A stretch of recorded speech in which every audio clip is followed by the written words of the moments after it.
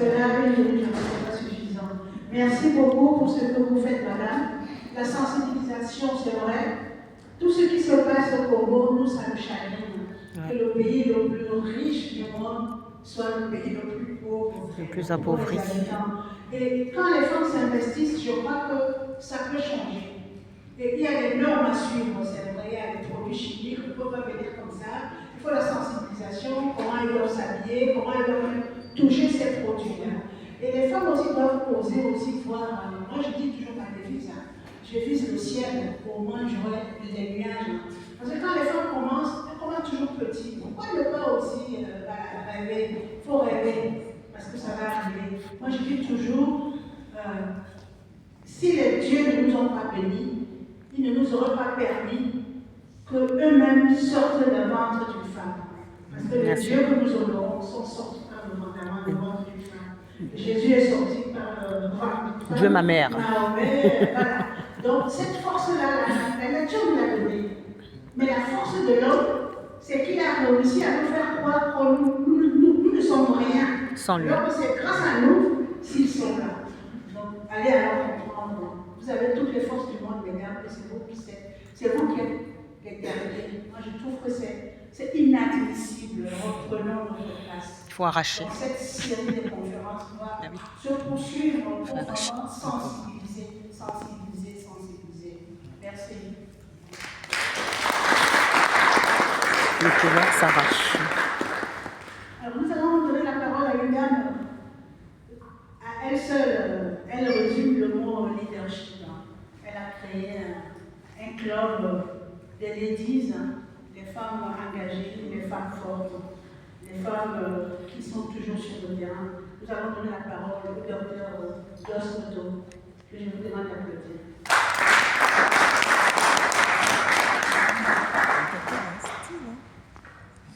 Mesdames, Messieurs, honorables invités, bonjour. Bonjour. C'est marrant, on regarde, je n'ai pas de taxi. Time is over. Time is over. Nous avons autour de nous tellement de profils, en fait tellement d'experts. Mais en disant time is over, ça veut dire que nous ne pouvons plus simplement nous contenter de dénoncer les féminicides. Nous ne pouvons plus simplement nous contenter de parler en fait de ces statistiques, n'est-ce pas, qui sont tenues par les gouvernements. Time is over. Dans ce sens que le leadership féminin, c'est l'autre, servir l'autre. L'entrepreneuriat, en fait, au service de la société civile, l'autre.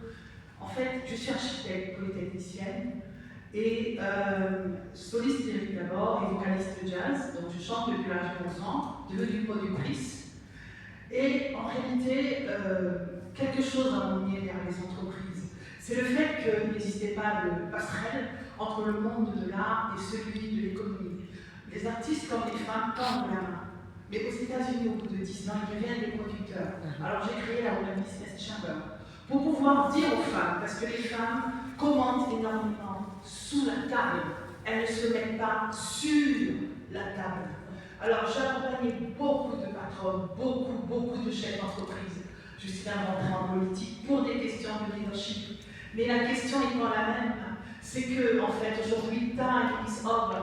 Les femmes contemporaines ne peuvent plus simplement se contenter d'investir, je m'excuse de dire ça, dans la cosmétique. C'est la micro-industrie. Nous parlons de macro-industrie.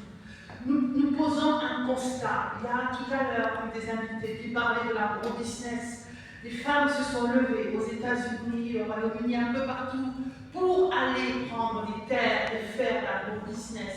Mais elles sont dans quelque chose qui se trouve sous la plante des pieds. Elles ne sont pas dans l'urbanité qui évolue. Elles ne sont pas en fait dans l'urbanisation nouvelle.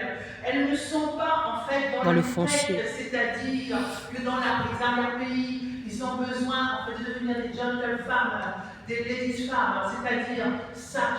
Quand je fais ce geste-là, ce geste-là, c'est une seule révolution. Appuyer sur un commutateur pour qu'il y ait en fait l'électricité. On a donné beaucoup de prix en fait à tous ceux qui creusaient des puits, Mais ce qu'on n'a pas dit aux femmes leaders qui recevaient ces trophées, qu'après le puits, n'est-ce pas, il y a des maçons qui peuvent créer des canalisations pour qu'il y ait encore ce geste automatique révolutionnaire, ouvrir un robinet dans une maison. En fait, le constat est grand. Je parle d'intelligence partenariale. Aujourd'hui, les femmes leaders se lèvent. Elles sont un peu trop événementielles. Je suis expert en industrie.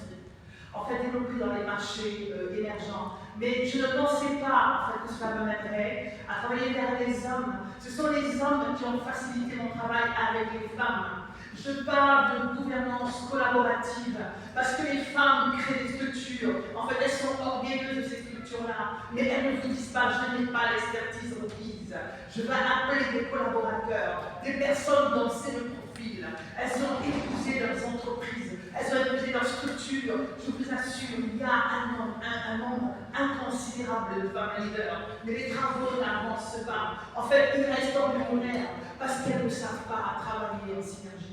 Je parle aussi des diplomaties tech, c'est-à-dire que nous vivons entre deux continents. Notre attitude doit être transculturelle, elle doit être transgénérationnelle, vous savez, parce qu'en étant une femme leader, on ne peut pas se replier par rapport à son ethnie, par rapport à son pays, on ne peut plus faire cela. Nous vivons dans un monde hybride, on parle beaucoup de géopolitique et géostratégie. Mesdames, time is over. Lorsque les femmes viennent me voir parce qu'elles ont des entreprises, elles me parlent de leurs petits-enfants, elles me parlent de leurs enfants, elles me parlent de leurs dépenses, elles me parlent de leurs vacances.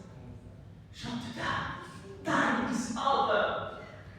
Les gouvernements font ce qu'ils peuvent. Le gouvernement, et puis en fait la classe électorale, c'est comme papa et maman. Mais la société civile, c'est nous, c'est vous. Dans mon métier en tant qu'architecte, vous savez, pour être architecte, ça prend beaucoup d'années.